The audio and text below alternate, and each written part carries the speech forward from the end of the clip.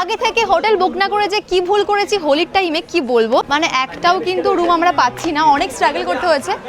ওরা দেখে এসছে আগেই, এবার আমরা উপরে যাচ্ছি, মানে বেশিরভাগ রুমই কিন্তু বুক এখন টাইমে। তো এইটা আমরা দেখছিলাম, এইটা দেখো। মিরর কোথায় রে? আমার মিররটা মাস্ট ইম্পর্টেন্ট, বিকজ আমি গেট রেডি করবো। তো এখানে মিরর রয়েছে আর বেড রয়েছে।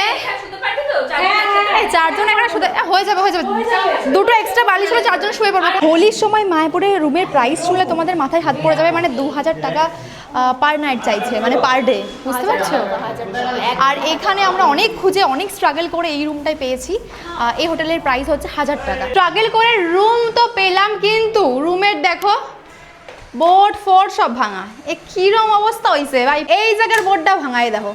আর মিররটা তো আলাদাই পরিষ্কার, দেখতেই পারছো এখানে সুন্দর করে ডিজাইন করা আছে নোংরা দিয়ে, একদম আমার মুখ ছাড়া সবকিছু ভালো ক্লিয়ারলি দেখা যাচ্ছে। সাথে বেড কভারটাও সিরা, আর কত কি কব ওই হোটেলের নামে রে।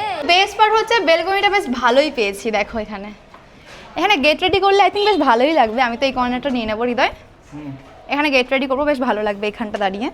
কিন্তু রুমগুলোর অবস্থা অতটা ভালো নয়, কিন্তু এখন করেনি সব জায়গায় রুম বুকিং হোলির জন্য।